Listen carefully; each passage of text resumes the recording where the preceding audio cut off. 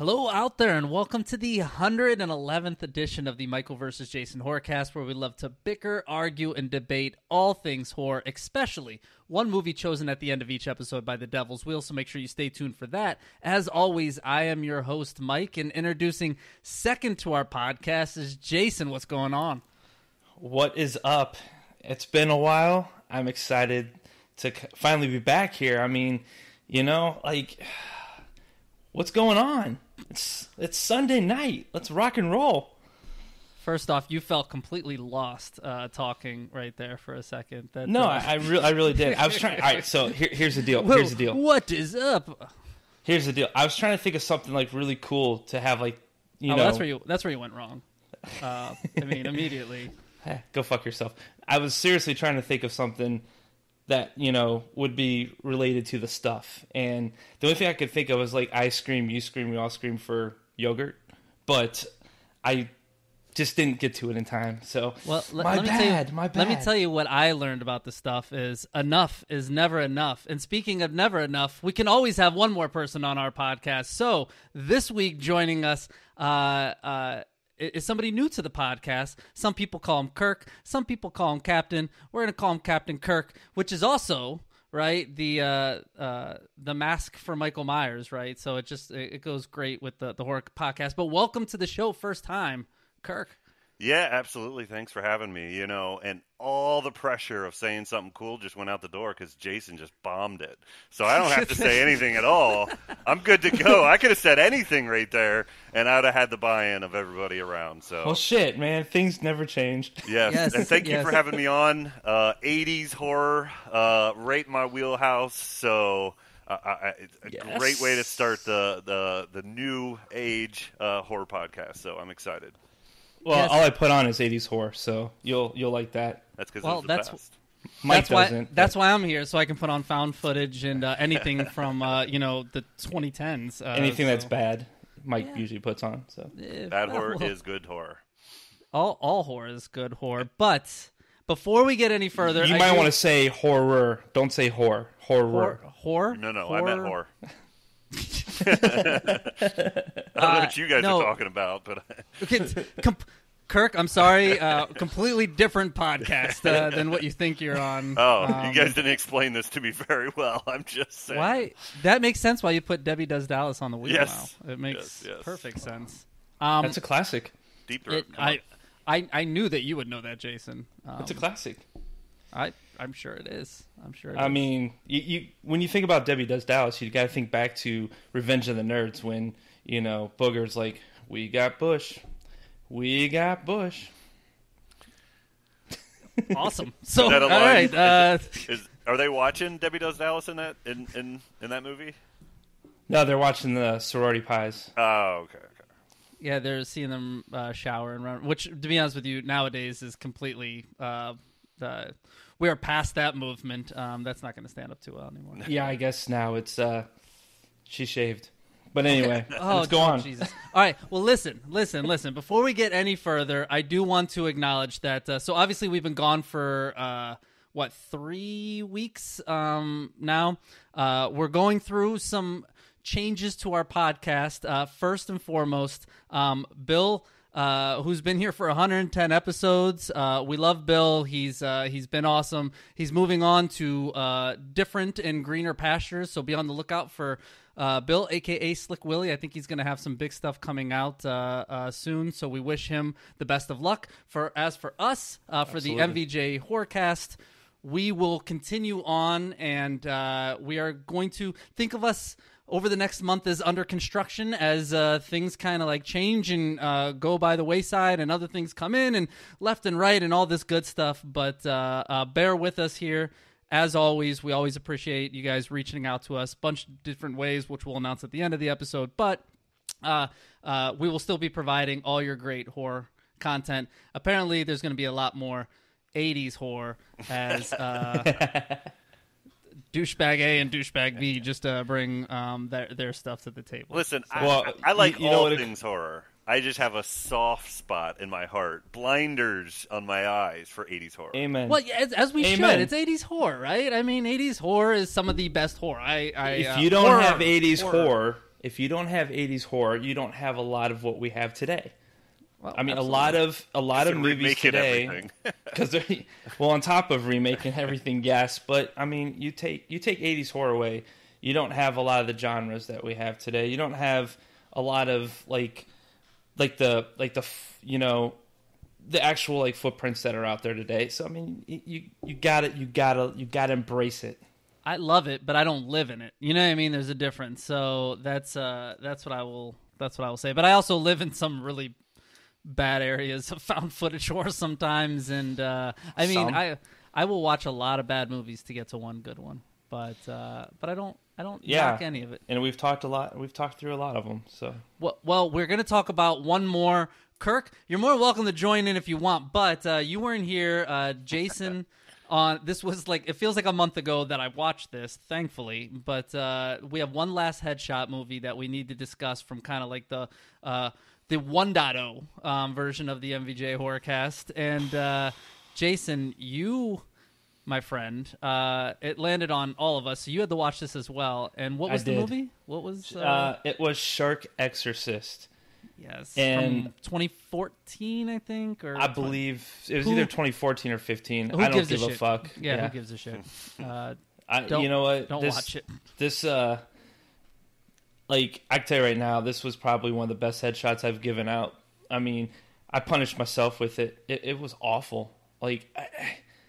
So basically, the premise of this movie was some nun, or I don't know what hell, she possesses the water or something, and basically it possesses this girl, and every time she touches any kind of water, whether it's the ocean, a lake, a pool, whatever, she turns into a shark and she eats whoever's right next to her. And the premise could have taken it and delivered it, I think, in so many different ways, but it's one of those where it seemed like it was filmed by somebody's old flip phone. Yeah, this was filmed on an iPhone 6, and on top of that, I'm going to go with a gusto. There was no saving grace of this movie. It's terrible. But I will say my favorite thing about this is they keep talking about the ocean and going into the ocean water. They're filming in it's a lake. It's not even a lake. It's like a canal where you can see the other side of it, and it's just so bad and funny that. It's a lake. It's like a lake that goes into that canal. But it was the one scene where they go in the swimming pool. But the worst part about this whole thing, and Mike, I'm surprised you didn't bring this up because this is usually your thing, but the girls in this movie, the one girl had some, she had a nice chest and stuff like that. And we didn't even get any of that in this movie. And I'm just come on. Yeah, but Give me something. Think about this: if you are, if you're an actor, male or female, it's irrelevant, and you are going to shed your clothes in a movie.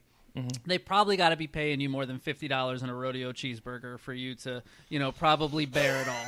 That's all I'm saying. I don't think it makes a lot of sense. It's a girl turning into a shark. You would think. Yeah, but would you go full frontal nude to be in this movie? No, yeah, but I would. Kirk goes full frontal nude, at work. So I'm sitting here full frontal nude right now. So thanks for wearing a bow tie though. Yes, I do appreciate that. Yes. No, but I honestly I don't want to talk about Shark Exorcist anymore. I just want to put it in the past. And one segment that I do want to keep is maybe just maybe. Because I know we're going to get to the stuff here very shortly. But before we get to that, maybe we watch some other horror-related stuff this week. So Jay, I'm actually going to come to you first on this. I know it's been a couple weeks, but yes. What recently has been rocking your horror world? I actually got quite a bit in, but I'm only going to talk about a couple of them. So there was a couple of 2022, 2023 releases that have come out that I checked out. One was called Infinity Pool from 2023. I saw this. And I figure probably you guys have seen the ones I'm going to talk about, maybe minus one. But me personally, so this is Cronenberg. Once again, we just did Possessor from him a couple months ago. Well, Mike. we never did. We watched it. We never reviewed it. But we talked about it. yeah, but this it is came another out, it came out a Cronenberg. year and something. Yeah. Yeah. So one thing you're going to get when you get Cronenberg, whether it's his father David or I can't remember the son's name, but they're weird as fuck. So everything is completely Video drama. You got it. Video drama. I mean, this movie wasn't bad though. Like I actually rated this movie a 6. I actually enjoyed it. Like minus some of the orgy scenes and stuff that completely I don't think had anything to do with any of the. Well, maybe it did, but I don't know. It had a lot to do because they're trying to show the like drugs and mentality, and they're all over the place. And how it's filmed is you're not actually watching the orgy; you're watching like images around the orgy, around it. Yeah, which I thought was clever of how they filmed it. But I loved it though because obviously it had Mia Goth in it, which is the star of she's like the all new the It X. girl. Yeah, Yes. she's like the new It girl in horror. And then, of course, it had Skarsgård in it, who was Eric from True Blood. So, and he was one of my favorite characters on True Blood. True Blood, I love True Blood. It's probably right behind Dexter, probably my second favorite show of all time when it comes on that realm. But I don't know. What did you guys think? You both see this, or I know Mike, you did. Kirk, did you check this one out? So I have not seen this movie. I have 3 young kids, so I have to really target my time when I'm watching horror because I just have a few hours each night. But Mia Goth, I mean, she's been carrying some movies lately. She's done really, really well, so I like that. I read an article on her recently, and she basically said, I'm not really acting. These are the people who I am. So that's kind of creepy. Yeah, especially in this one. Yeah, especially in this one. This is how she sees herself. I haven't seen Infinity Pool, but I've seen, we've gone and seen X and all those other things that we've seen recently. So Kirk, this is what I need you to do. I need you to sit the family down on the couch. Give the kids some iPads, right? And then you just throw on the movie. So and, have you ever what watched happens happen? Have you ever watched the movie? What is it? The Rock. It's a Disney movie. It's a cartoon. It's Polynesian. Oh, Moana. Moana. Moana. Right. So my oldest, 8 years old, doesn't like Moana for that ending scene. Oh, well, just don't let him look up during Infinity Pool. There's probably a little bit worse than Moana in Infinity Pool. Yes. A lot worse. And you know what I say to you? You're welcome. Yeah, you're welcome. Yeah. That's from Moana, Jason. Just Yes, because yes. you probably I never watched Moana. I say It's a you great didn't movie. get the joke, but it's a really fucking fantastic movie. Yes. Not suitable for our podcast, but it's a Yes. good movie. For 8 You know, years old. funny- Clearly, it sounds like the end might be, but I don't know. I will. So, fun fact: one of my previous jobs was at Journeys, the shoe store, and when The Lion King, which is my favorite Disney movie of all time, when it came out on DVD, I bought it and I would play it on the Journeys TV screen at work, and I actually almost got terminated because a parent complained because they were in there when Mufasa dies, and it literally set the kid off, which I never saw. Yeah. Anyway, Nice I job, bel- Mike. I believe there is. I ruined somebody's life that day. I believe there's You a very, destroyed his very- journey. There's a very, very strong horror movie that can be made out of Moana. I think you can do it. Yeah. Any Disney movie, really, you can have a strong horror movie off of. You can But call yeah, it- Moana has the big bad that, Yep. it's kind of creepy. So Call it Kilwana. Kiwana. Kiwana. There we go. The rename game done. yes, there you go. Kilwana. Jason, that's your best rename game ever, and it's not even for a movie that we're. That is not true. So what else? What else you got on the? So the wheel I'll for- just talk a couple more. So this one, I have been waiting for this for 5 years. And Mike, I'm not going to lie to you. The day that you said, "Hey, Jason, this is on Tubi right now," I ran home from work, and that's the first thing I did. I didn't do anything else. I literally sat down and watched Sorority Babes and the Slime Ball Bowl-O-Rama Part 2. Yes, I watched this one as well. It's actually on my sheet to talk about. So let's do this. Let's do this. So So, Kirk, I'll give you a little backstory. Sorority Babes and Slime Ball Bolorama. I hope you've seen this movie. I don't even know if I can say the title. You have to say it 3 or 4 more times before I can catch up. It's a classic 80s cult classic of all time. It's got Linnea Quigley in it. So basically, in the original, it's like these sorority girls. They're having their sorority thing, and these guys, these 3 like losers, like they interrupt it, and they get banned with the 3 girls that are trying to get brought into the sorority into a bowling alley, where they have to steal a trophy. Well, the trophy they try to steal falls over, breaks, and this little monster called the Imp comes out, and he's like your old djinn. So he grants you a wish, but the wish always turns into something that's going to backfire on you and stuff like that. And then of course Linnea Quigley comes in as this main character, Spider, who's like kind of saves the day and whatever. And she was actually like robbing the bowling alley at the time, which was kind of funny. So fast forward, now we have Sorority Babes Part 2, which ironically is directed by the girl that played Taffy in the original Sorority Babes. So for me, the original is probably one of my top 10 favorite movies of all time. This one, I still gave it a 6. I enjoyed it. Get the fuck out of here. I enjoyed it. What? When was the second one made? 2022. So it just hit streaming like it was made in 2022 though. Like a month ago. Yeah. It's only an hour and 7 minutes. Not even. So it's like really, really short. Now, and here's why I'm going with a 6. Please. The acting was horrible. Mm-hmm. The movie compared to the first one was horrible. Mm-hmm. But it's a Sorority Babes and a Slime Ball Bolorama. So basically, not even nostalgia. You're just saying because it's a name of a movie. I wasn't bored. He sounds like me in Halloween, is what he sounds like. Yeah, but you can admit there's bad Halloweens. They're 6 and above, my friend. Yeah, 6 and above. Touche. I mean, this movie is not good. It's nothing compared to the original. The original was like a clap. But remember, I gave the original an 8.5. Like the synopsis sounds like a trauma movie.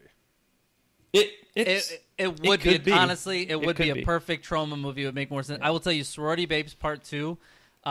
It's Charles Band. They take everything from the first one and just redo it and rename the characters.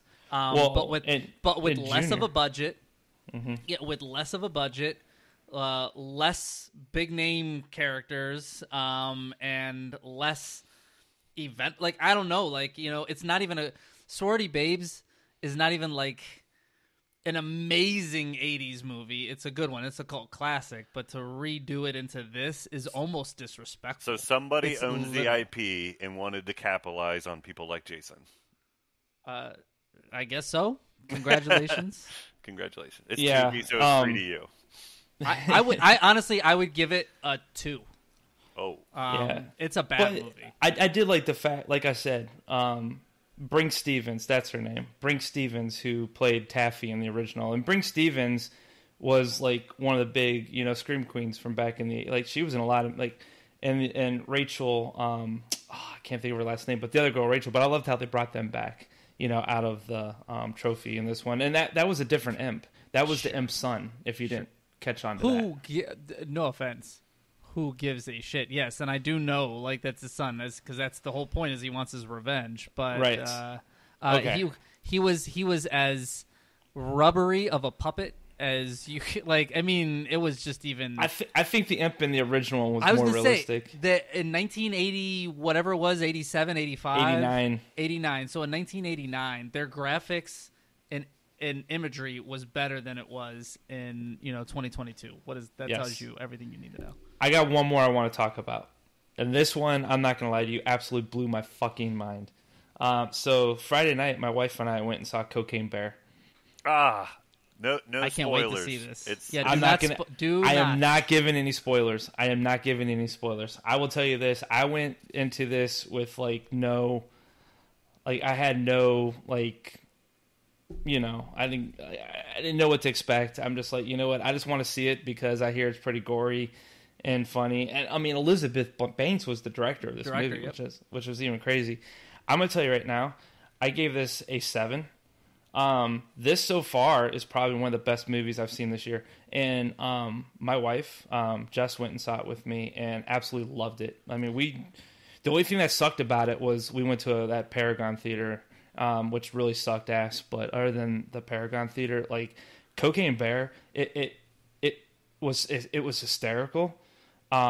It had its very horrifying moments. The blood and gore in this movie is far above and beyond. Top notch. I can't wait. Yes. And it's Ray Liotta's last movie. So, yeah. I mean, you got a lot of things that like came in and things like that. So, but I gave it, like a 7. This movie, 100% worth it. Check it out. I promise you'll love it. And just so you know, there's a movie that is coming out now. I'm not making this shit up. It's called Meth Gator. So, where's our damn headshot now? It's that is on its way out. Here's the thing: Cocaine Bear was actually based on true events. Now, obviously, Correct. It was Hollywoodified, right? Meth Gator or whatever you said. We can make this happen. We live in, First off, I guarantee you, it's happened in Florida. I will guarantee you.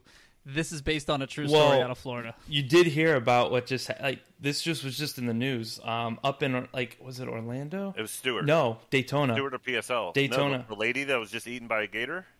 No. Oh. It was up in Daytona Beach. Some guy was watching TV and heard scratching at his front door, and was like, "What the hell?" Went and looked outside, opened up the door, and a gator lounged at him and bit right into his calf. This just happened over the weekend. So they're literally going door to door now and knocking on doors. It's like the Saturday Night Live skit with the shark. It is mating. It's gator mating season right now. This is an what alligator, they do. A Mormon, and they scrounge. Yeah. They walk into a bar. They walk into a bar. Yeah, this is where we turn. Yeah, there was just a lady who was eaten in Fort Pierce. Yes. Like 2 weeks ago. Yes, I saw that. Yeah. Stop fucking with alligators, people. What are you doing? This is where we turn horror into horror. You will not win. You will not win your battle with the alligator. Yes, but parts of you may win. Mm-hmm. But go check out Cocaine Bear. I promise you. Great movie. Absolutely great movie. And it's loaded with famous people. Loaded. Yeah. Yep. Even that guy from TikTok that it works for IKEA that makes all those TikTok videos, he's in it. Yeah. Well, he's a famous comedian. I won't say famous. I've seen him on TikTok, and I don't even have TikTok. Yes, but that's where he became famous. But now he is. He actually tours the country. He does stand up. Wow, he's funny. We are Instagram friends. By that I mean I follow him. And obviously, since it's been a month, I have a ton more. But Mike, I'm gonna save some of it for another week. I'll let you. All right. Well, I'll go next because I'm curious of what Kirk's watching. I think we all want to, save that for last. But I just gotta. I'll do this pretty quickly because Jay, you took some of the ones I was going to talk about. But one new one just hit Shudder this week, and it's called Spoonful of Sugar. And kind of like the synopsis of this, it's supposed to be kind of like, well, the from what I read, it was like Mary Poppins goes evil, right? But what happens is there's kind of like a troubled girl. She gets a babysitting job for a couple that already has like some weird issues, and their kid's kind of off. And she likes to take beyond autistic. Yeah, she likes to take LSD, and she's on a bunch of shit. So she's having a sexual awakening while ruining this family's life. I don't know. Yeah. So Jay, you guys can't see because you're listening, but he gave it a thumbs down, which means one of the ones he watched. I watched it last night. I would say that this was not a good movie. I do like Kat Foster, who's in this. I've always loved her. But she can't save this movie. This is just a weird movie that's all over the place. I don't feel like I get closure out of it, when it comes to the end. I mean, it's not the worst thing I've seen. It's a 4 for me. But dude, I gave it a 2.5. And nice to see you gave Sorority Babes a 6, and you give this one a 2.5. Well, you gave it a 4, so kiss my ass. But anyway, the only reason why I gave it a 2.5 is because of the credits. Oh well, that was cool.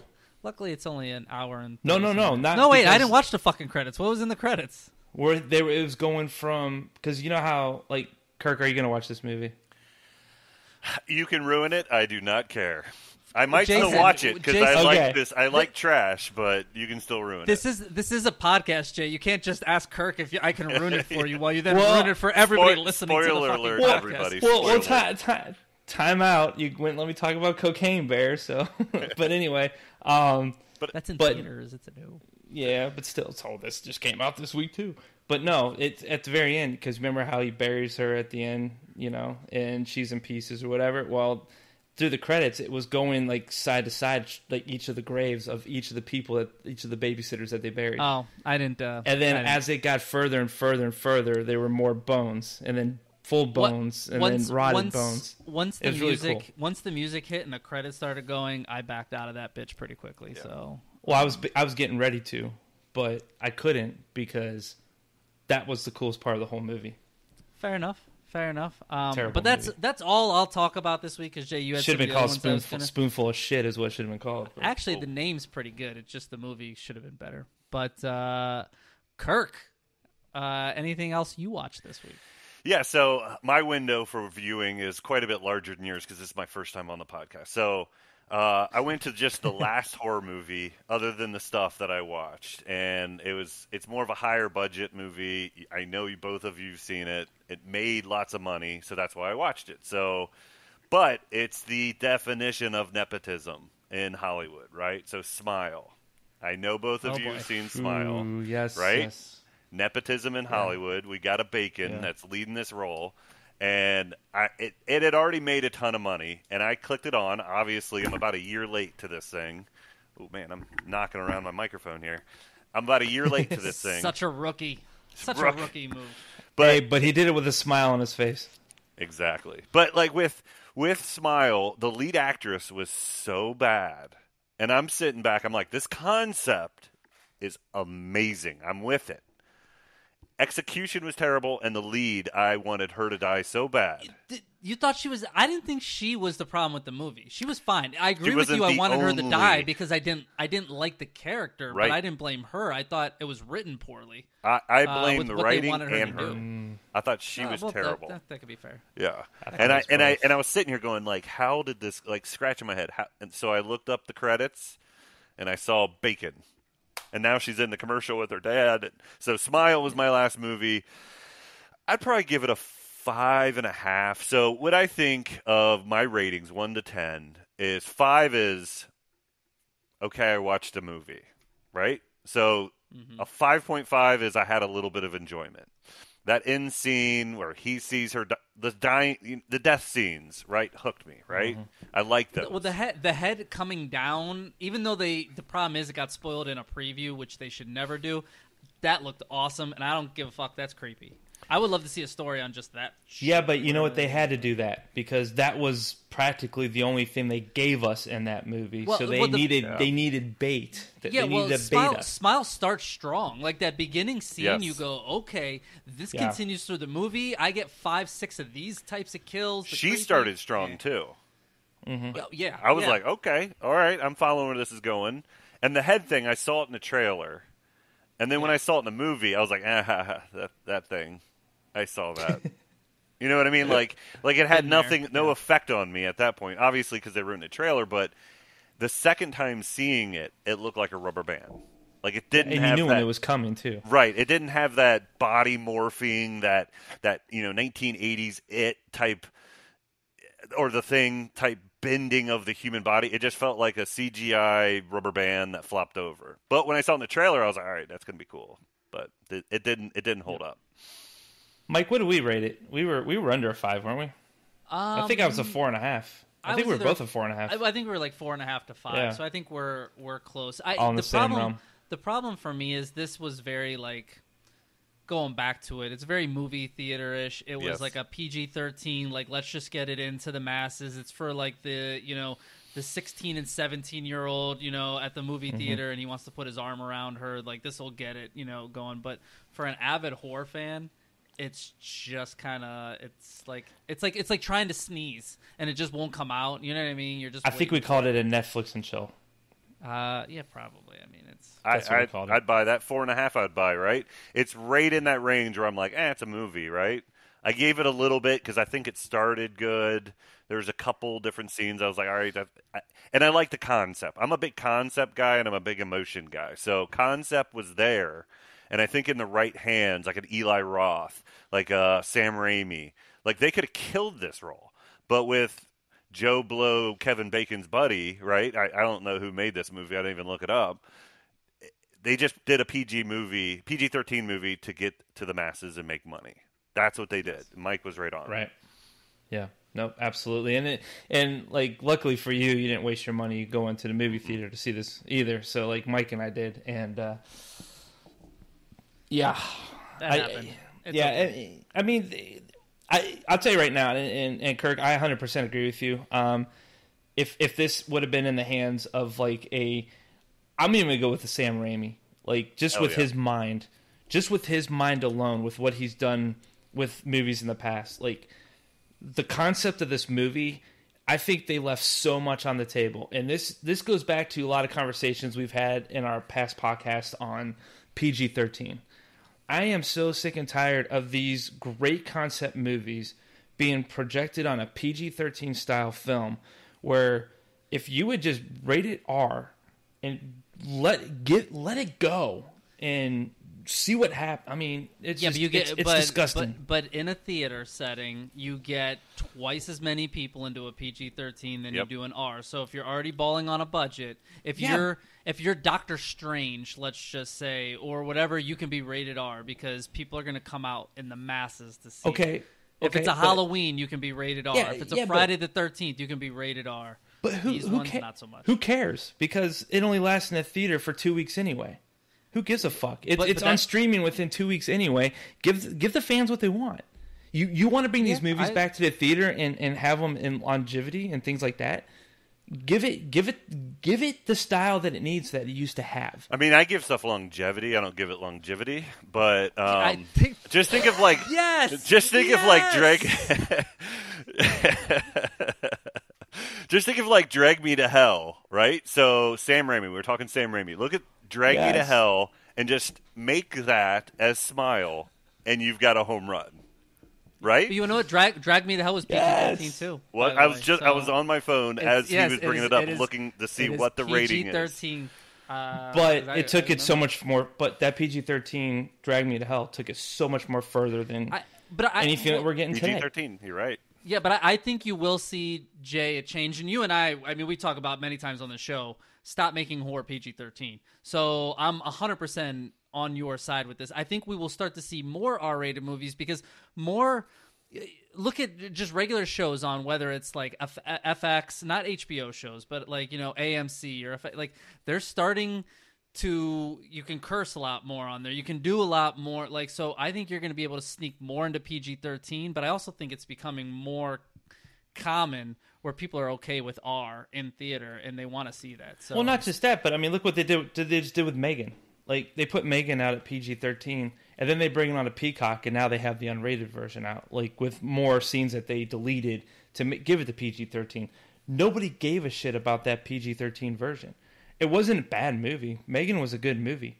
But the things that they can do when it's just rated R, they can take it to that next level. They can get away with more blood, more gore, more whatever, more continuity. And it's just, it's disgusting what they do with these PG-13 movies. I'm sorry. There's also this. So sometimes you're cutting down a movie and you send it to a review board, right? And that takes time to keep cutting and cutting and cutting when they need to get out a movie faster and faster and faster. So sometimes they will just eliminate what they already know that's not going to be borderline, and then give somebody something that they can PG-13 stamp it, get it out to the masses as quickly as possible. I'll come up with a little bit of an unpopular opinion here. So I don't mind PG-13, right? Now, in some cases, it's a money grab. You're right, 100%, Mike. Push those movies aside.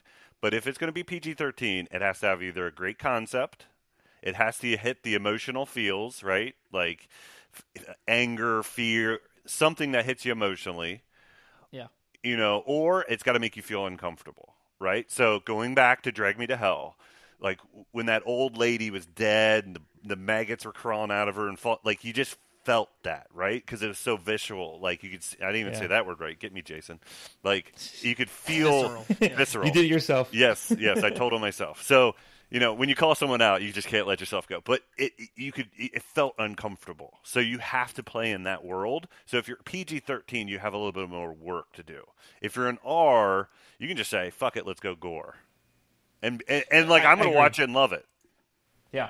Yeah, and I'll tell you this right now, too. Like, a wise man once told me this. A wise man, maybe a wise man on this podcast, said that, movies that come out in January, February, and March. I've said the January thing to you, I think. And I haven't been on this podcast. But that's what I was referring to in conversation. Like, and it's funny that a lot of these PG-13 movies usually come out at the beginning of the year. So... And Studios put movies in January to die. Yes. Yes. Period. End of sentence. But Cocaine Bear will not die. I promise you that. But you want to know what? Some of those are the best movies. But it was rated R. Yeah. Yeah, that one made it to the end of February. So, yes, it made it to February. But January is where movies go to die. Like, if you see movies get pushed to January, it's trash. Yep. Yeah, I had to give you a shout out for that because I've actually done research on January movies since you told me that, and looking at all the movies that have come out in January, like honestly, on a handful, I would say of like 20 movies, only 1 or 2 movies that I have seen that come out in January that have ran the table. Other than that, like it's rare. Been headshots. It's very rare. Yes. So well, guys, we are almost 40 minutes into the podcast. We probably, at some point, should get over to the stuff and start talking about it. So I say let's do it. And now, on with... All right, welcome back. And as previously discussed, actually, I don't even know if... I don't even think we discussed it. It's, listen, you guys are rubbing off on me. Jason, this was a victory from, like... I know your brain doesn't go this far back, but like a month ago, you won, and the stuff from 1985. You and I grew up watching this. Kirk, how many times do you think you've seen this stuff? 4 or 5, probably, and I would say 3 to 4 of those were 90s. Yes. Yeah, I think the last time I watched this was mid 90s at the absolute latest, if that. Yep. Yeah. But before we can talk about it, the good, the bad, the ugly, I do have 30 seconds on the clock. And I mean, I'm very excited to see you give the world really a synopsis of the stuff. So, whenever you want to start, I'm ready. Okay, so basically you have like this like dude that just like all of a sudden like starts tasting the shit out of the ground. It's like this oh, fuck, man, I'm already fucking this thing up. But anyway, long story short, it's this yogurt from hell, and like it's like based on consumerism. It's like brainwashing people. They're turning their mouths wide. You got Chocolate Chip Charlie, by the way, too, who's still yeah. But I failed this one because I watched this a month ago. So let's just go on. That is time, and that was the absolute worst. That's the worst synopsis. One I've ever had. Like you weren't even talking in sentences at a moment in time. You were throwing out like 2 words at it. So let me chocolate chip. So yogurt. I actually had something really good lined up. It's like a bad haiku. What did you write on that paper you have there? Like we're not supposed to. Did you have a stroke as you were watching this? Like I'm just curious of what happened. Maybe I did. You know what? End of the day, like he's been I was just saving it all. I was just saving it all for what we can discuss. I didn't want to like give everything away. Well, you gave nothing away, so that's perfect. So let's go right into what is good about this movie. So kick us off, Jason. So there's a lot of good things about this movie. One I'll talk about is the casting. I thought the casting in this movie is pretty solid. I like Michael Moriarty. He's been in quite a few movies and TV shows. I just like his style character. You got Garrett Morris that played Chocolate Chip Charlie. Garrett Morris was in, Saturday Night Live, did a lot of comedy movies, things like that back in the day. Paul Sorvino, Danny Aiello. There's a lot of big names in this movie. A lot of secondary roles for big stars. Obviously not Moriarty, but yeah. Yeah, Moriarty. But I don't know. I love his character David Moe because I want Moe. Moe Rutherford. Moe Rutherford, that's it. Yeah. So it's funny. I was reading up on it, and Larry Cohen, who's writer director, used to go to the same restaurant in New York City, weekly, daily, and Paul Sorvino, Danny Aiello, and Michael Moriarty all went there too, and that's how they got to know each other. And so Larry Cohen put those guys in a lot of their movies, and he just brought them along. So do you think they were friends after this movie? Yes, because Moriarty was in more of Larry Cohen's movies. No, but I'm kidding. Yes. To truth, what you said, Michael Moriarty is the star of the show. Absolutely. He makes this movie, and for what I read about the stuff, it's almost fully ad-libbed. So almost everything he's saying in that movie, they made up on the scene.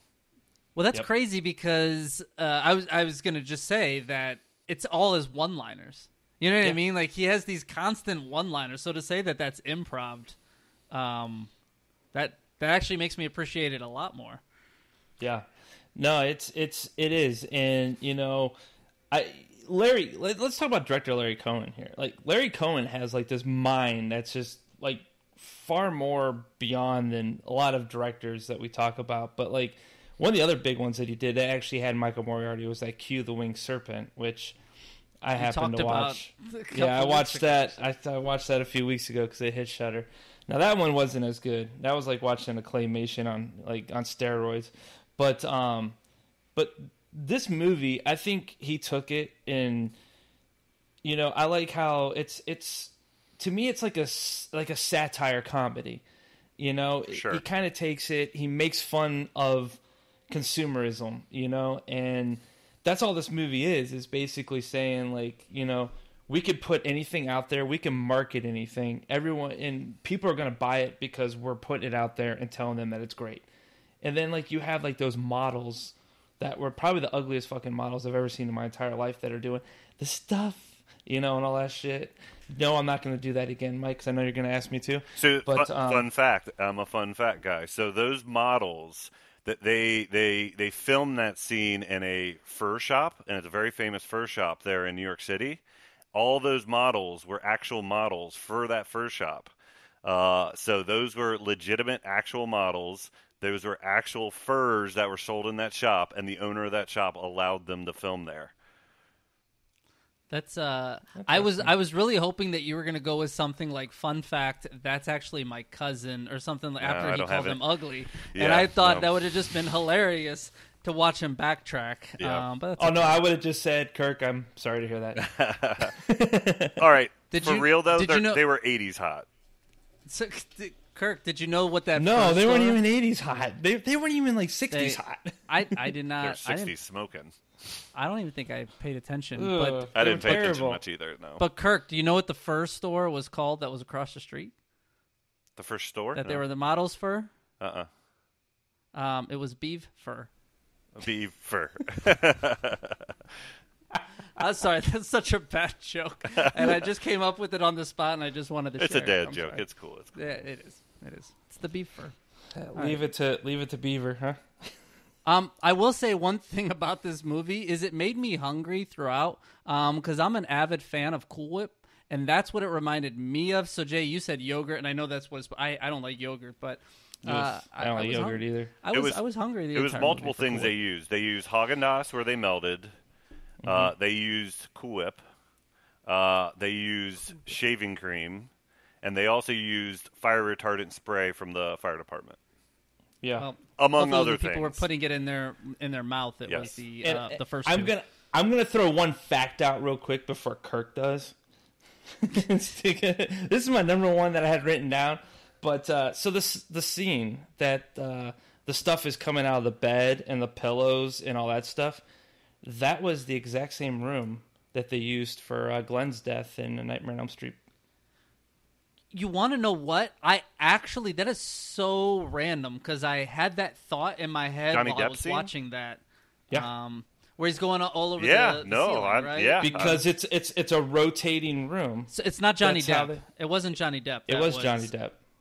No, Johnny Depp went And A through Nightmare on the... Elm Street? Oh, I thought it was the scene where you're saying the guy was all over the ceiling. No, where the All- blood comes out of the bed. He pulls him Gotcha. through the Okay. bed, and the blood shoots out. And the blood comes Gotcha. out? Yeah, it's Okay. Johnny Depp. I was thinking of a different scene. That's the exact same room. Wow. The exact same setup, same everything that they used, but instead of blood's coming out, they shut out that foam stuff that Kirk was just talking about. But shout out to that scene. amazing. That's an awesome looking scene, and how it looks and how it's filmed. So that just goes, I guess, hand in hand with Special effects in this movie were top notch. So that's the thing that I want to talk about the most was there's two types of effects in this movie, and unfortunately one's going to end up here in a little bit. But the practical effects of this, the scene in the gas station where they're fighting and they punch like the dude's head off and the face comes off, or and then later the mouth that opens, really wide. Like some of that practical effects looks Chocolate chip Charlie's mouth. Yes, it was chocolate. Yeah, at the very end. So those look good. Yeah. 1985. I mean, that's kind of like the height of what they were doing really cool with practical effects. Practical effects are my thing. Like, I'm a sucker for practicals. And the budget for this movie was $1.7 million. So they had like a shoestring budget. They had no money to work on. You had Chocolate Chip Charlie's head, right? Which was the cover, but not really the cover because Chocolate Chip Charlie is a black guy and then the cover's a white guy, but that's the same scene that they're trying to implement. So what are you trying to say, Kirk? That, there's some racist vibes in this movie, just a bit. Yes. We won't go too deep down that path, but there are some racist vibes in this movie. But that room scene is classic. The Chocolate Chip Charlie scene, classic. Right? So the physical effects were on point. I loved them, especially for the price range they were doing. They hit it. But you said they were all working together as friends, so I guarantee you there was probably a nice discount that he's getting from Sorvino and Aiello and Moriarty, so they can put a little bit more into the practical effects. Yeah, but it's still $1.7 million. I mean, take that money to today, it's like an $8 million movie. Yeah, that's true. And this is one movie I will say I would love. This is one I want to see a remake to. I want to see today, with what we are able to do with movies, and remake this, because this is one of those that it's a to me it's a cult classic. This is a true 80s B movie cult classic in my opinion. For sure. This is one where I can see them kind of doing a remake today, and I would be okay with that. There's movies we've talked about in the past, like why the hell would you touch something that was so brilliantly done? Like, don't touch that. Leave it alone. If they go practical, because what they're going to do is come in and CGI this thing to pieces. The shit out of it. Yeah, found footage. You're going to have a found footage of the stuff. It's just, Actually, I'm ready. No, Sign me up. no. When can we start filming this? No. Let's do it. if you're not going to do practical, no. you almost have to do found footage because you have to change the genre somehow, right? Because it's a satire comedy now, right? It's a horror satire comedy with great practical effects. But this movie wasn't. This movie wasn't good enough, or I think out there enough to probably get a remake nowadays. I don't think the stuff is. So when it launched, it actually got highly reviewed. The critics actually really liked this movie. The problem is when they released it. So back in the 80s, what they would do is they'd release a movie in New York, and they would slowly spread through the Northeast. Then they'd release it in the Midwest, then they'd release it in the West, right? You just didn't do nationwide releases. So the day they released the movie in New York City, so for the first release, a hurricane hit New York City. So all the papers that had the good reviews in it were never seen, so it flopped. Yep. Really? Yeah. That's, 100%. Yep, I read that. Crazy.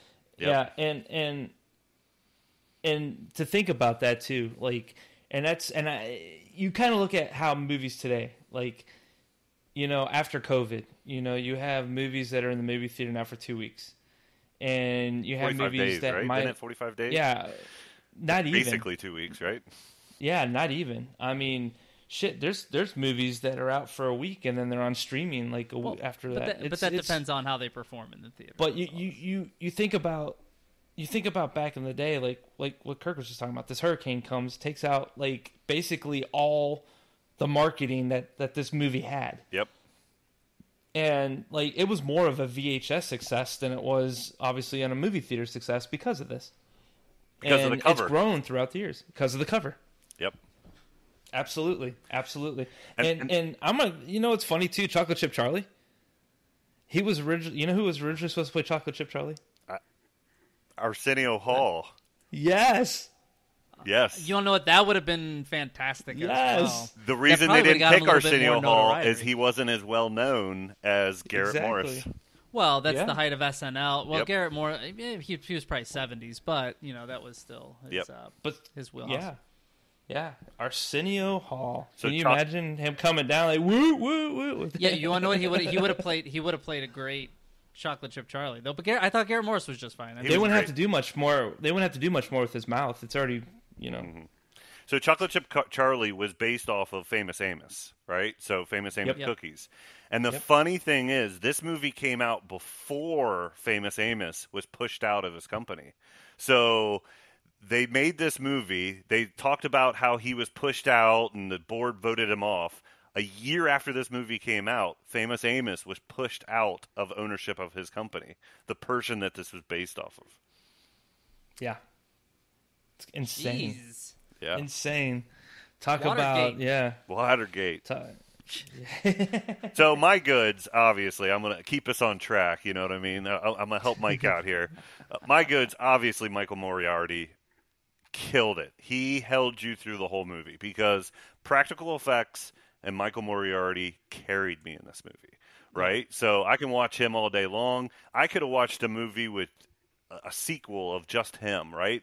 Of espionage in these a chocolate fact, Charlie and the Chocolate Factory. You could have done so much with it, right? The practical effects. Back in the 80s, they basically saved probably about half their budget for 1 to 2 scenes, right? They'd have a generic movie, then they wanted the poster scene. And they nailed it, right? It was a surprise when Chocolate Chip Charlie came back and he was a character that you're like rooting for a little bit. My hands are licensed weapons, and he was joking around. You never thought they would kill him, and they killed him, right? And love that, right? I love when they kill characters that you're not expecting to die, or you're not wanting to die, because too often I didn't like that. Oh, I loved it. It hit, right? But no, it's great. It's great in a movie. No, I agree with you, but Makes me feel uncomfortable. Chocolate Chip Charlie was the one guy I wanted to survive. We're going. There is some tones of racism in this movie, but we won't get too deep into this. But it was middle tone of racism. Yes, I loved it. Yeah. I loved Paul Sorvino coming in. I thought his character was funny. It was kind of a shot at the Midwest and the simpletons and the people that like to carry their guns. His daughter Mira Sorvino is actually in it too, so she's one of the dead stuffies that are laying on the ground. That was her first role in a movie. Mira First Sorvino. ever movie. Yep. And I never knew that they were father-daughter. I didn't know Believe it it or not. either. It's so funny those names match, but you never connect the dots there. I never put 2 and 2 together. That's interesting. Interesting. Yeah, I don't have any more good in there. So Those are my two biggies. It's Michael Moriarty, the practical effects led the way for me, and I could watch another Mo Rutherford movie. So I'm going to use this as a transition. So let's get into bad. Mo Rutherford. The best character in the movie, in my opinion. Everything's good, but his accent is that's his real accent. Oh, no, it's not. Yeah, that's every movie. That's he's a pure Texas boy.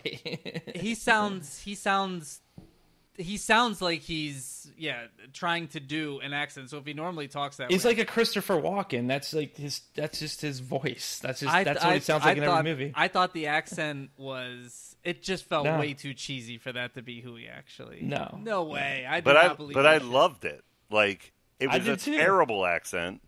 If it's real, it's real. But it drew me in. That's what he sounds like in every movie.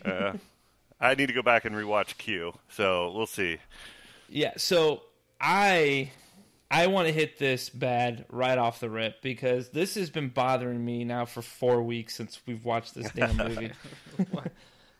Who in the fuck sees some weird shit in the ground and says, I'm going to stick my finger in that and taste it?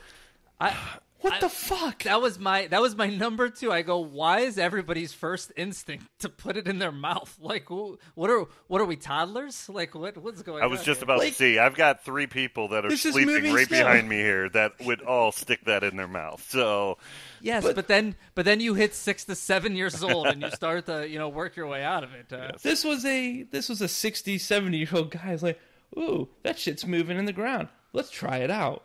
Ooh. Really tasty. Like, who does that? Yeah, but then his friend comes over and he's like, what are you doing? And he sticks his hand in the ground and starts putting it in his mouth too. I'm like, who? It doesn't make.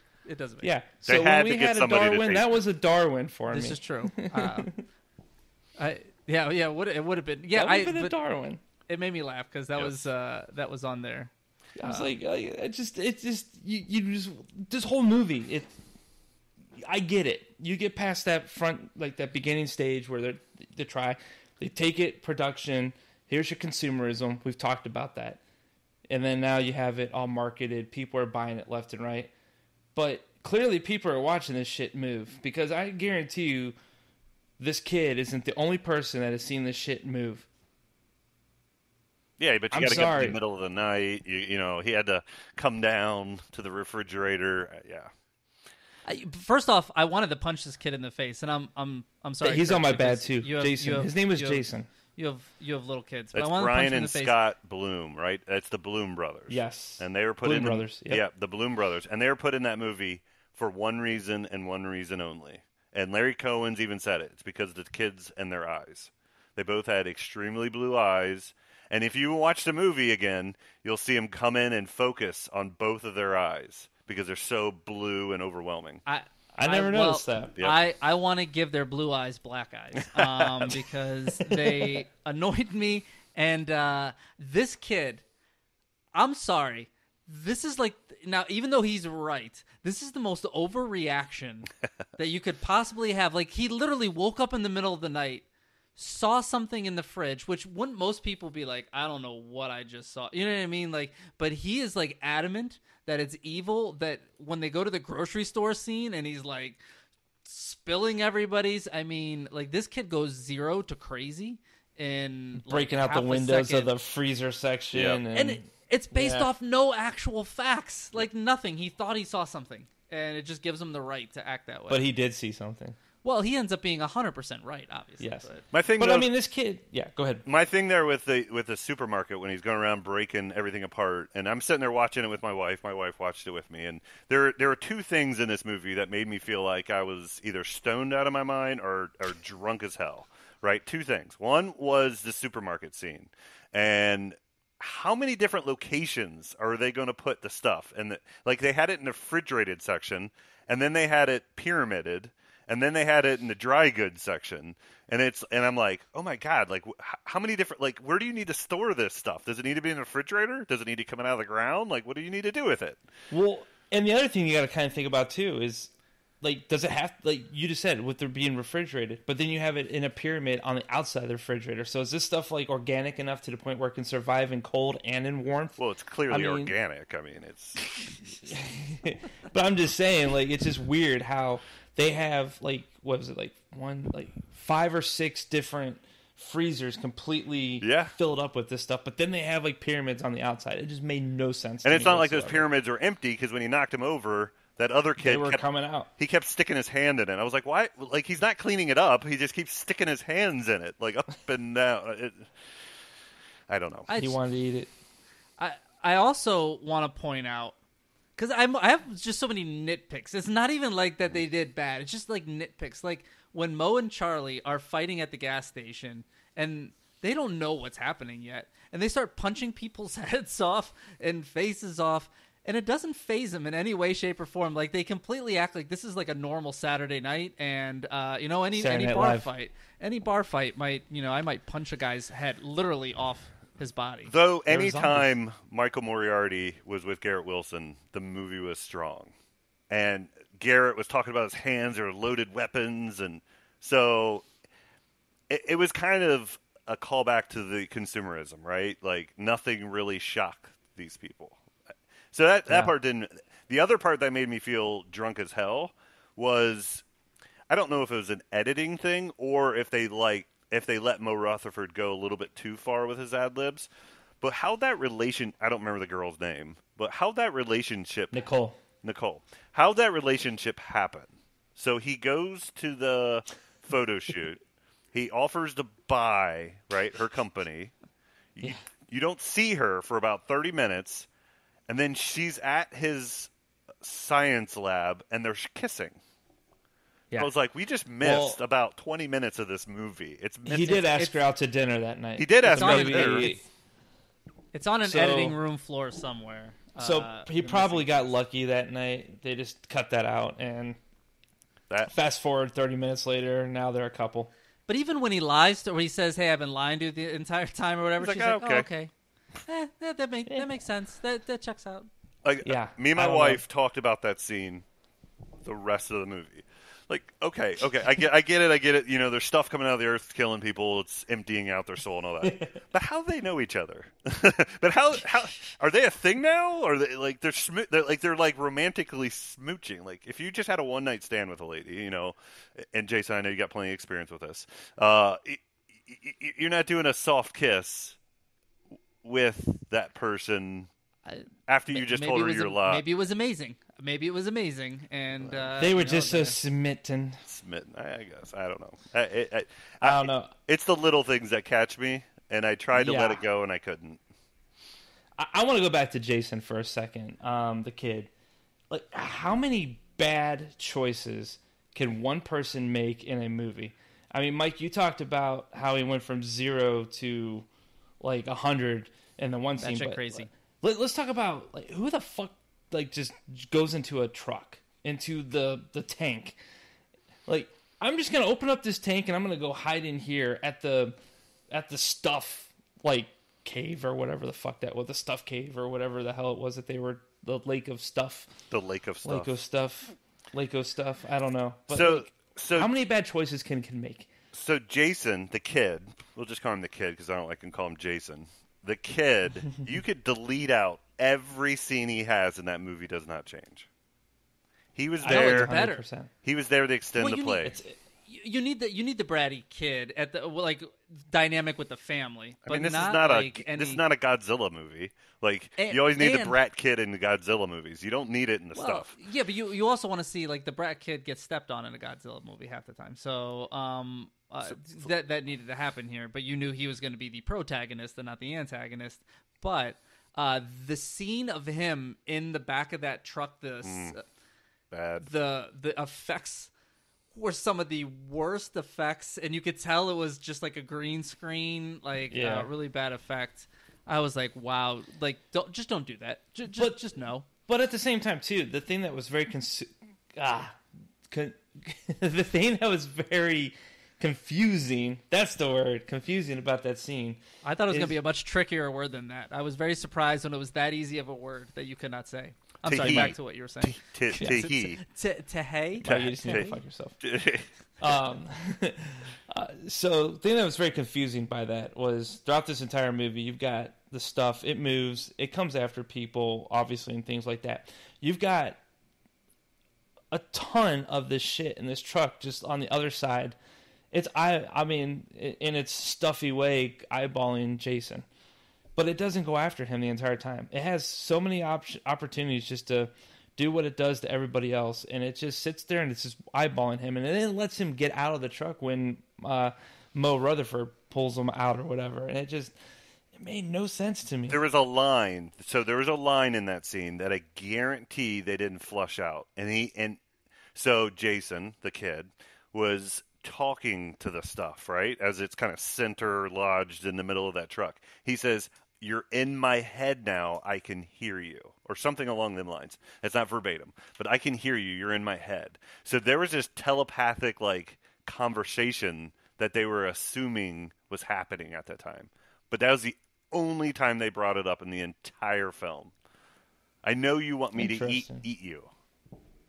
That's what he said. I do remember that. Yeah. Yeah, I remember that. I remember that now. It's been a couple weeks since I've seen it. That's the problem. See, I watched it I nights ago. Can we talk? Can we talk about Mo and Nicole's the name, right, of the girl? Yeah. They bring this kid with them. They lose the kid for literally a day, and don't look for him. Don't care. Well, the pilot was supposed to take him to Atlanta. Yeah. Oh, I thought he says if we're not back in 3 hours, take the kid to Atlanta. Take him to the Atlanta. Okay. I thought he's just randomly out there and they just don't give a shit. Okay, well, listen, I retract all statements. And when they went to the hotel, so they went to the hotel after, and they were doing their cuddling thing because they're now a couple. So he even said, Mo was like, "Oh, I bet that kid's now in Atlanta." It was a throwaway line. See, it got thrown by my ear. So you were too consumed by what was going on in the rest of the movie. I guess so. Enough is never enough. I guess so. What? I'm out of bad. Enough is. Yeah. What else you guys got? I'm out of bad. So this movie here, so another fun fact, was supposed to be the first. They were going to do kind of that guerrilla marketing, that real life. You know what Blair Witch got famous on, where they released all these stills and YouTube videos. I don't know if it was YouTube at the time, but all these videos of these kids that are missing. So what they did is they filmed a whole ton of commercials for the stuff, and they were going to show these commercials over months, and then towards the end, they were going to actually show the trailer. So this is going to be the first film to ever try something like that. It just they didn't have the budget towards the end, and they just dropped it. That is awesome. Yeah, that would have been really cool. Yeah, people would have been waiting for the stuff to actually hit the grocery store. All right, I'm deeming it this needs to be remade. Fuck agree. it, I told you this that. movie. I said that earlier. Well, as you keep as we've discussed, kind of the basis of this movie, you can make it any decade, any year. You know what I mean? Hold on, I've got a thing that will tell me if it. Born, no death. Michael Moriarty is still alive, so this movie can be made. He would be required to be in it. He could be the. He'd have a cameo. Oh, for sure. You know what this movie reminds me of? Sean William Scott. He would be the kind of guy that would be in a movie like this. No. Does he even still act? I mean. Ooh, that's a picture of Michael Moriarty. I don't know if he can even walk. He just tells you to get off his lawn. That's his. Yeah, he needs to be in the movie. This movie to me was a cross between The Blob and Invasion of the Body Snatchers. Yeah, it's got that. Larry Cohen even brought up Invasion of the Body Snatchers about this movie. And Larry Cohen actually did a sequel version called Body Snatchers. Yeah, so. Interesting. Throwing that out there. But are we ready to rate this bitch? Yeah, let's rate this bitch. You can rate first. What do you got on kills? Kills for me. So this is gonna be my lowest rating because it's a 1. There's really no kills in this movie. I mean, even the people what you learned from which we never talked about was the one guy in I don't know if it was a gas station or a convenience store. His mouth went wide Chocolate Chip Charlie's, and then later on you saw him walking, wiping the stuff off of his lips as he going right back to doing what he does daily. So obviously, I don't think it kills people. It's like a regurgitation factor or something. I don't know, but there really wasn't any kills. Is my point. All right, so 1 for you, Kirk. What do you got on it? Yeah, so I put the kills at 6.5. So Chocolate Chip Charlie was an all-time classic kill. Chocolate Chip Charlie. Not a kill. His head explodes. Like there's pieces of it laying on the floor. The guy's dead. I guess he did explode. So all right. So here's what I based my thing off. A 5 is my shoulders are shrugging. Right? It's whatever. I don't really care. It didn't move me. Right? So I like the kills. I look at a couple things. 1985, the movie was made. Was it PG-13? Did we already establish that? No, it's R. Is it R? Well, what? Why did this thing get an R? $1.7 million budget, right? So there's not a lot of budget. And all the kills, you'd see them like right-hand punch somebody, you'd get a half second of somebody's face falling off. But the death of Chocolate Chip Charlie carried this for me. Like, I just kept going back to that scene. I'm like, all right. I feel like you had a traumatizing childhood moment with Chocolate Chip Charlie or something. Famous Amos. R.I.P. I was going to say, man, do you have like a closet full of Famous Amos cookies or something? Maybe. I probably should. I'm a chocolate chip cookie fan, so watch out. I would be very happy if you did. So you have to go back also and look at the movies around that time frame. And I had it pulled up at one time, but you got me looking at Drag Me to Hell and all that stuff on my phone. But the movies in that centralized area, the kills weren't great, right? And there was very few classic deaths in movies right around that time. Q, the Serpent, all that type of stuff. The stuff has the cover art of that kill. It's a classic death scene. It carries it. I'm giving credit for where credit's due. So I will take Jason, your comment, and marry it to Kirk's comment, and that's really where I fall. I give it like a 3. There's a little bit here or there, but there's really no kills in this movie. You can't really give it, in my opinion, anything higher. I can't give something a 6.5 for one scene. That's just me. But maybe you can. Maybe I should have gone higher than a 1. Maybe you can for effects. That is our next category. Kirk, what do you have for effects? So practical effects. I'm a softie for 80s practicals. So I gave it a 7.5. That is my highest score of all the categories. It's the green. It wasn't a green screen. It's the marrying of the two videos where they cut screen. Back in the 80s, I thought that worked very well. The stuff looked great at times. It looked kind of cheesy at times.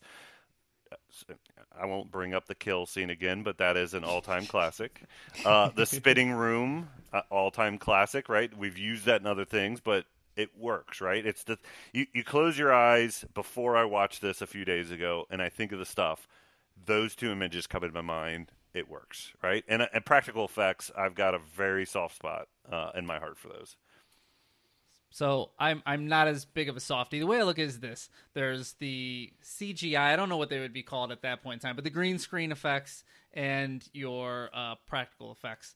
The practical effects would be a 5 out of 5 in this scenario, and the green screen would be 0 out of 5. 0. Which puts me right in the middle at a 5 out of 10, I guess. I should have done this on a 10-point scale. So that's exactly where I land on effects. Jay, what do you have? So I'm not as high as Kirk, but I'm right there. I actually gave it a 7. I thought the practical effects in this movie, I'm like Kirk, I've always been a huge softie for practical effects. The effects in this movie are absolutely far out. With the widening of the mouth, Chocolate Chip Charlie. Hell, even one thing we didn't talk about was the fact that the stuff, when it was moving, they used actual fish bones to help it move, and I guess the stuff smelled really, really bad on set. But just some of the ways that they used these effects to kind of bring this movie to life, I thought it was far out. It was great. I thought they did a great job. Especially for the budget. Especially for the budget. Yes. I just like Absolutely. how you used the term "far out" twice. In we're in the 80s, in asshole. one sentence. We're in the 80s. Impressive. It's the 80s. All right, so that takes us to scare/creepy factor, and I kick off on this one. So I give it a 3. Obviously, this is not meant to be like an overly scary horror movie, but I'll tell you what kind of creeped me out was the parents of the kid, where they're they're normal, but they're zombie, and they're just scooping it. I don't know, that creeped me out. The rest of the movie, there's not a whole lot creepy at at really all. But so that's where I land on it. Jay, what do you got? I disagree with you. I actually gave it a 5. And I actually had to think this one through a little bit. Usually my creepy / factor, whenever we get to this one, is always low. This one's a little high for me just because just going back to the practical effects, like the mouths wide open, things like that. Like the way these people are moving around, like they're very zombie-like, but it's very realistic. The parents, the brother, just the way these people are acting. Like, minus the fact that you have like this creepy gooey shit that's killing people, not killing people, but consuming minds and whatever the hell with people. This shit's scary. Like, it could technically, if you look at like real life, I mean, consumerism has taken over a lot of people's brains with a lot of different things, and that's what's scary about it. Yeah. All right, so you're a 5 out of 10 on it. Yeah. So, Kirk, what do you got?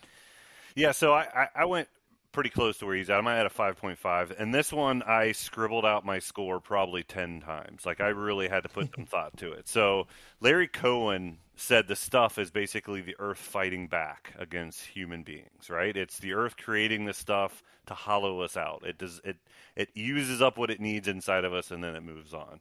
So the parents, I thought, were great, right? That overly happy type kind of creep feel to it. The chocolate chip Charlie death, I keep going back on that. It just was heartbreaking to me because I really liked that character, and it kind of like him pulling her off to the side of that room. They're talking about the plan on what he's going to say to the radio, and then he starts shaking, right? And it kind of gave me that kind of goosebumps, like, oh fuck, they're going to kill Garrett Wilson or Garrett Morris, right? Like, this is a big star. They're killing one of the bigger people. Even the death of what's his name, Danny Aiello, right, with his dog. Mm-hmm. Like, what happened there? It just had an uneasiness to the movie, and even like the corporate creepy guy that offered him money and stuff like that. Like, I don't eat this stuff because my heart can't handle it, or my doctor tells me not to eat it. But like, he was still it was almost too real, right? Especially coming out of this pandemic and all the stuff we just went through over the last 3 years.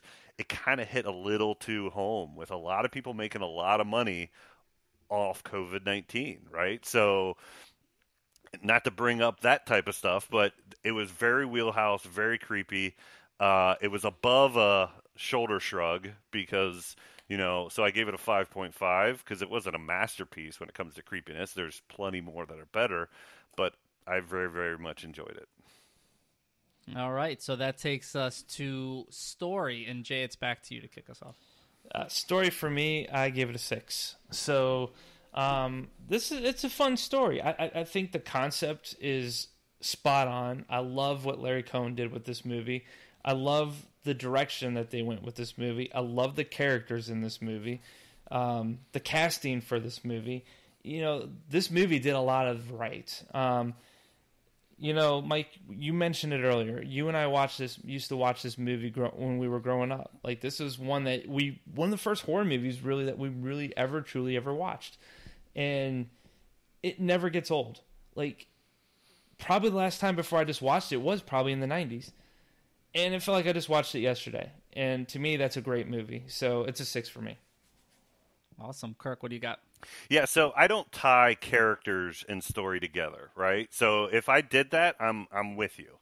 But when I remove the characters and just play it as the story across, it's about a 3 to me. The story is very generic. The choices are bad like, I know that's an 80s trope and this is 1985, but the decision-making process on every person in this movie is stupid to bad, right? That being said, it does have a soft place in my heart. I love the movie. It's just the story's not what carries me. Gotcha. Yep. I'm a 5, so I'm right in the middle, and it's a shoulder shrug. I really like.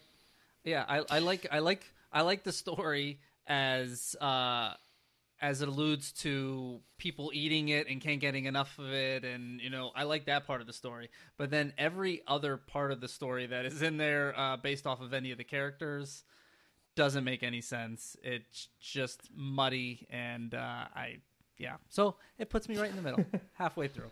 Halfway through at a 5. So, Kirk, what's your overall score?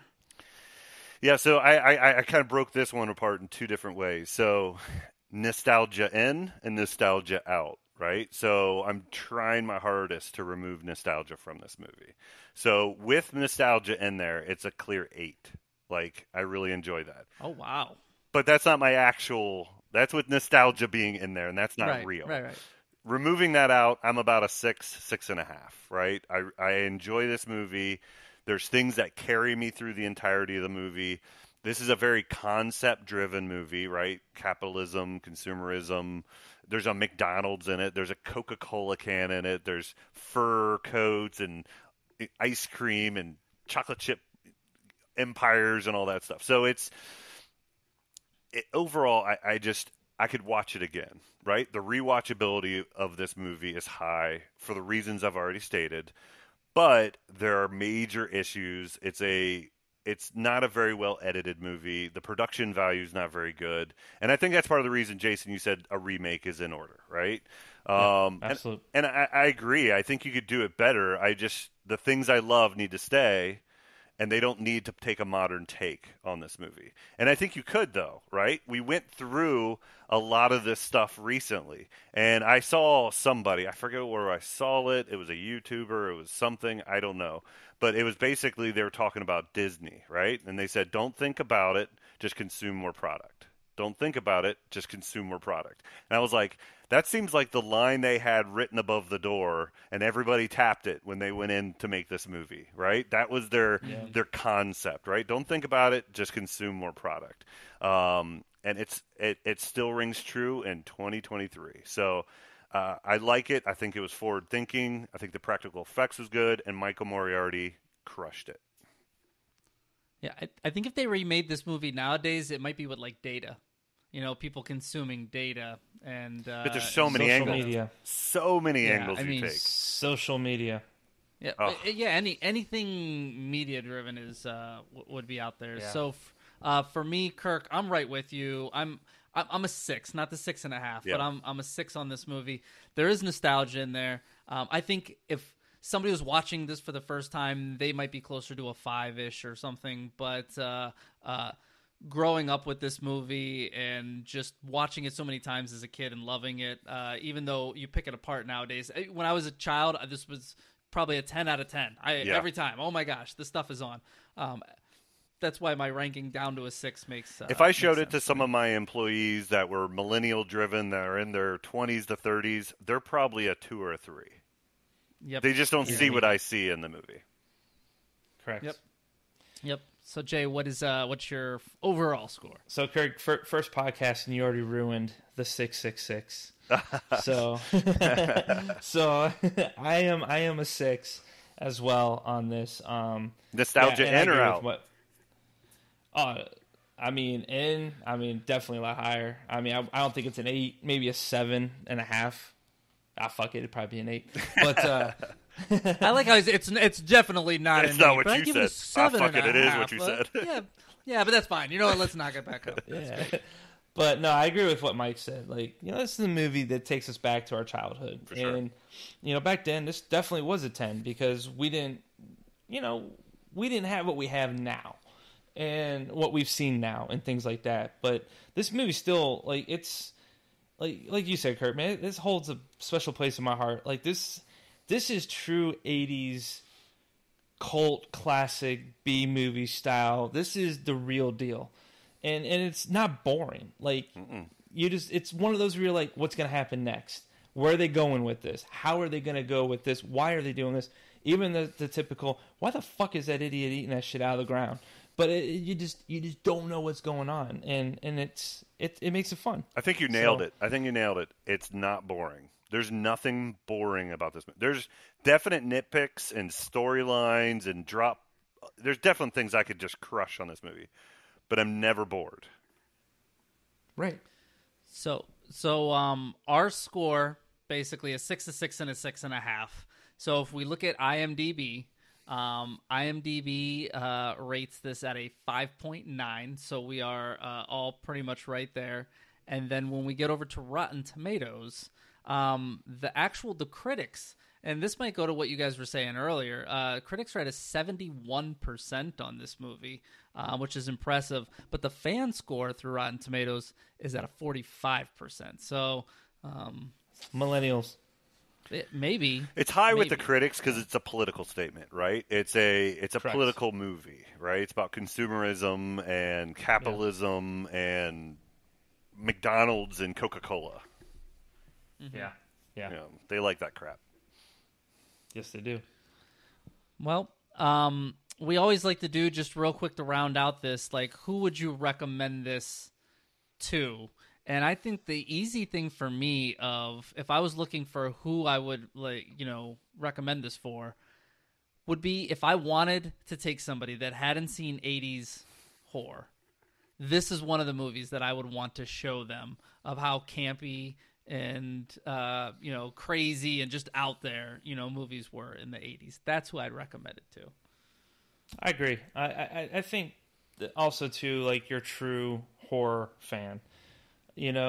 Someone that is more open-minded to not just your typical slasher films, not your typical, like, your Friday the 13th, Halloween's, Screams, like the fabrications that we have, but a true horror meister that completely is open to anything. I mean, this is like in the realm of Society, the movie Society that we did a while back, something that's completely far out there, but you have to have like that, open mind. And I think this is who I would probably recommend this movie for. For me, it's just anyone that's over 40 years old. Like, millennial people under 40 aren't going to get it, right? Like, under 40... But most people that are over 40 have watched this, so you would think. I guess you would think. Trust me, I know a lot of people have no idea about this movie, right? It's that's very fair. Unless you still have your Blockbuster card, you probably don't know about this movie, right? And I worked at Blockbuster. Yeah, say Jason worked at Block. I worked at Hollywood Video. It was like, Nice. Crips and Bloods. It just with this movie, to look at it from a modern lens, you're going to trash it. If you're in your 30s, you're used to social media, consumerism is just part of you, right? Like, they all have their Jordans, they all have their Gucci this, like, it doesn't Prada. Like, Michael Moriarty's caricature that he created in this movie doesn't land. Garrett Morrison's caricature that he created won't land. So that's why I'm saying someone that's got to be over 40 and just kind of have that feel of what the 80s was and those 80 comedians, right? 80s comedians, right? That's the person I'm taking this movie for. And if they like the movie The Thing, right? Obviously, it's not on that level of The Thing. Practical effects, right? Yeah. It's never going to be on that level of The Thing. But it's like, hey, you like this. Let me show you something else that's smaller budget, still fun to watch. That has a couple scenes that will... Yes, amazing. It'd be tough to go from The Thing over to this, but yes, you'd want to watch it in reverse, the stuff, and then The so Thing. Reverse, you'd be like, oh, I can get this much in a whole movie. That's crazy. Yes. Yeah, for sure. All right, so that puts a little bow there. But to round us out, before we can look ahead, we got to play a little rename game action. Jay, this was your movie, so you are judge, jury, and executioner. So go ahead with your renames. I got 5.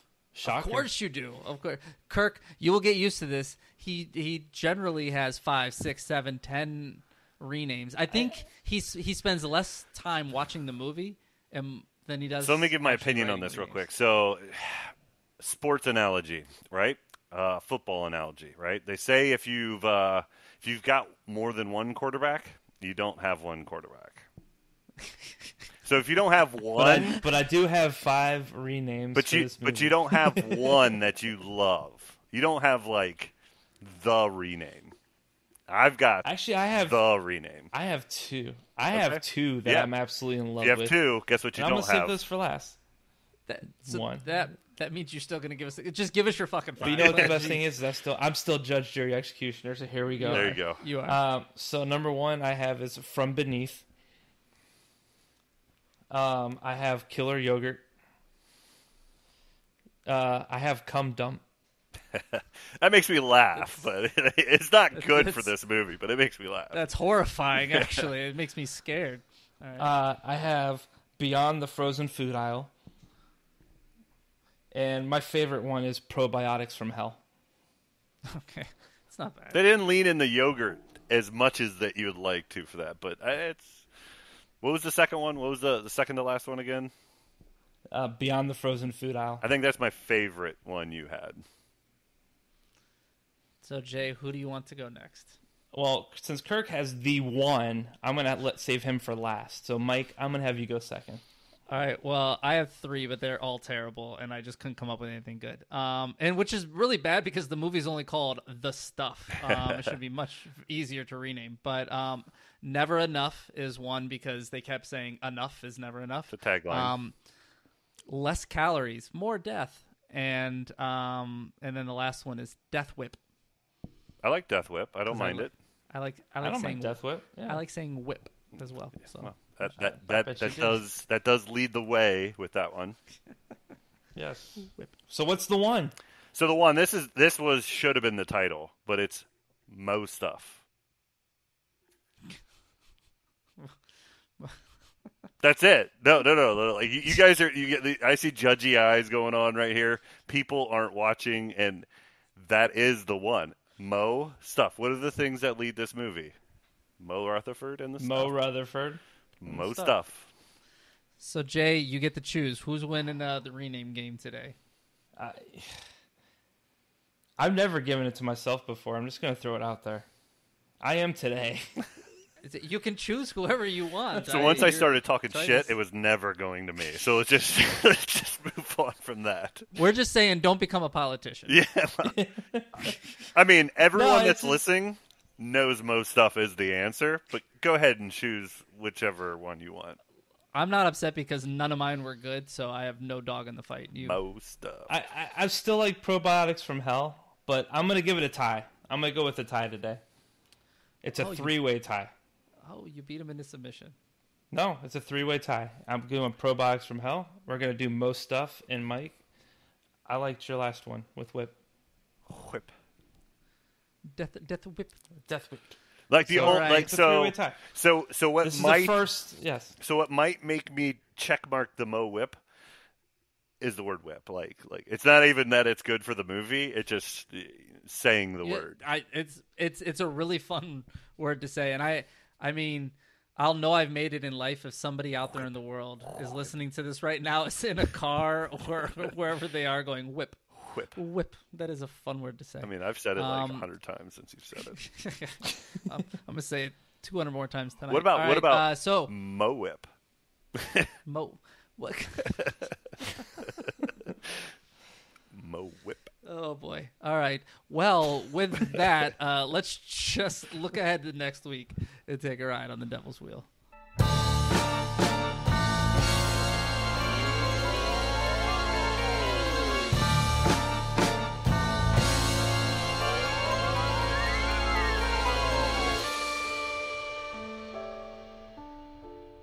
The Devil's Wheel. All right, welcome back. And for our Devil's Wheel portion of events, what we like to do is we each take 3 movies.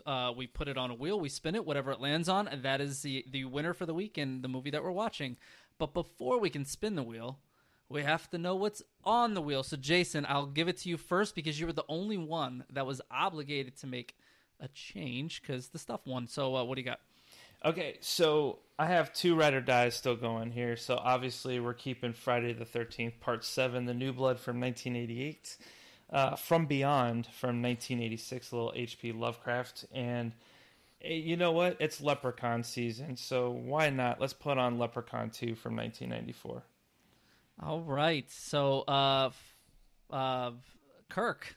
I wasn't sure. I was looking at the screen name that says Captain Kirk, and my brain had a freeze of call him Cap or call him Kirk, and then the hamster fell off the track. So You just need Mo Whip. Mo Whip. Whip. That's your name going forward Let's from start here on out. typing. Mo Whip. Mo Whip. What are your 3 movies? Yeah, so I themed my movie out, and Jason had my From Beyond. So Jeffrey Combs was my theme. So I was going to pick From Beyond, obviously. So I chose Reanimator. The sequel to I Know What You Did Last Summer, which is I Still Know What You Did Last Summer, right? That's what the name of that one is, right? All right, It is. okay. It is. So I'm struggling through this, and then they Doctor really changed the name. Yes, and then Dr. Mordred. So those are the three Jeffrey Combs movies. Dr. Mordred is a little more sci-fi, but it's a Doctor Strange ripoff, which has some horror elements to it. So it is going to be so fun if that one wins. But you still win because From Beyond is still on the wheel. Oh, I got 4 Jeffrey Combs movies on there. I'm happy. Well, so my 3 movies, I was going to switch everything up, but then I didn't get crazy. So I'm keeping Hatchet, the original Hatchet on there. Good movie. American Psycho. And then Elliot, your Event Horizon will go back on the wheel here in a week. I haven't forgot about you, but I'm putting Scream 6 on there. I want it on one of the slots on the wheel that, it comes out this week. So let's see what happens. 2 out of 3 weren't bad, Mike. 2 out of 3 weren't bad. I feel like Meatloaf. All right. So we are spinning the wheel to see You need some meatloaf with Mo Whip. Mo Whip. Mo Whip. Uh-oh. We have a winner. And Well, it clearly. is Jason. Friday the Dude, it's 13th. 3 in a row. 3 in a row. This It's is 3 in a row.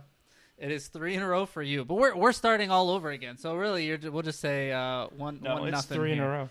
Okay, let's stop yelling at me. So it's Friday the 13th, Part 7, which is from what year, Jay? You said 1988.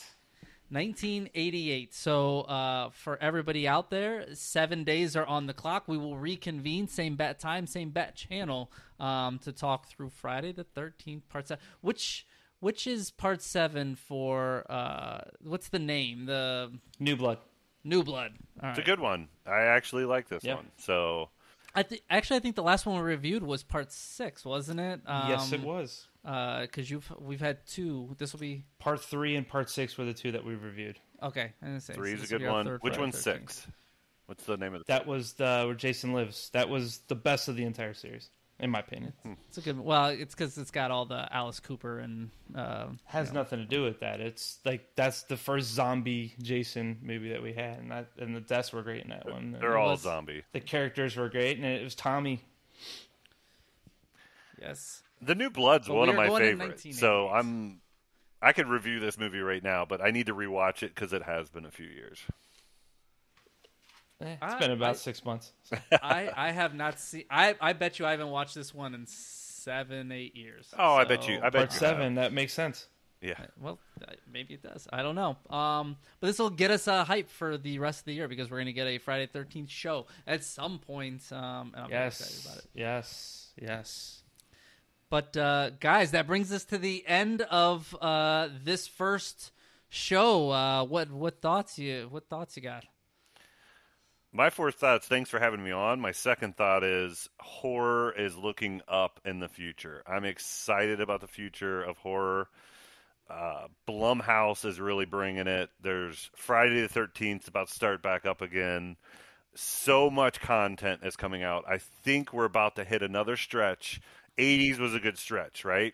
The golden age, 20s, 30s, 40s, whatever that was. The Hammer, 70s, 80s. I think we're about to hit our stretch right now in the 2020s, whatever it is. We're about to get a ton of content. We just shown that horror can make money. Look at Halloween, made money, right? And we're about to hit the wheelhouse, so I'm really excited. And I think 2022, we're coming off. 2022 was a really strong year. Absolutely. Yeah. You had Scream 5. You had, obviously, we were in the Halloween end of the Ends. trilogy of the Halloween, but you had the new Texas Chainsaw Massacre, which I fucking loved. Hellraiser. I won't say I loved. Hellraiser. But yeah, the Hellraiser. I mean, we got a lot of Hellraiser. reboots. You got Chucky the series that's out there and on. It's a very good year. Just think for, 5 years ago, for did you horror. see this much horror content coming out? High-end horror No. content. No, but I No. think what's helped is on the Netflix and the HBO Maxes, right? Now that they can keep track of, what content people are watching more and more, you're seeing more new like Netflix horror movies that Yeah. are coming out and they're rating high. So it's kind of like starting to go into what people are asking for versus them telling us what we should watch. Yeah, and this year, I mean, alone, we've already got Scream coming out. You talked about possible Friday the 13th reboot. Evil Dead. Dead Rise Evil Dead, is coming out. They're redoing The Exorcist. Children of the Corn just got released this week as well, the new one. And then they just announced today there's Fear Street Part 4 in the works. Nice. So that's going to be coming to Netflix pretty soon. So, and they are doing 2 more Texas Chainsaws. So there's just a lot on the horizon, and I agree. Like, I am so excited to see what we have coming down the road. It's kind of like you look at the 80s, like the golden era, like you said. It's like in WWE when you had like the Attitude Era. Like you kind of like try to go upon and say like nothing could be compared to this time.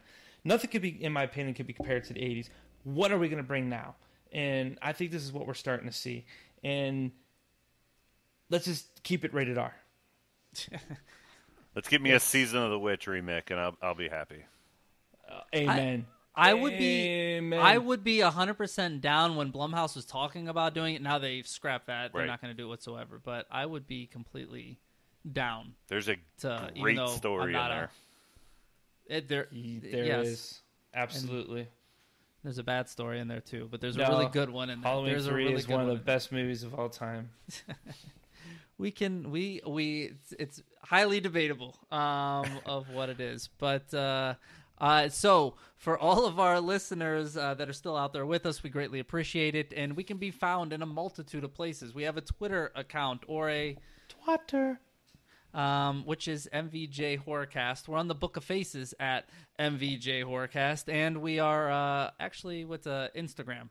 I was like, what's the other one? We're on Instagram at MVJ Horrorcast. So really, if you can spell MVJ and then, kind of just figure out Horrorcast somewhere after that, you'll probably stumble upon us. And you can send us emails through any of those mediums. So give us your opinions. Give us what you want on the wheel. We'll take turns throwing them on the wheel, so we'll watch a movie and review them, on your behalf. So let us know what you want to see. But Kirk, I greatly appreciate the Cap joining us, and absolutely excited to see where things kind of go in the future here. I really like talking horror with you guys. It was good. It's fun. So good time. Definitely fun. Some opinions are better than others, but I can't always be right.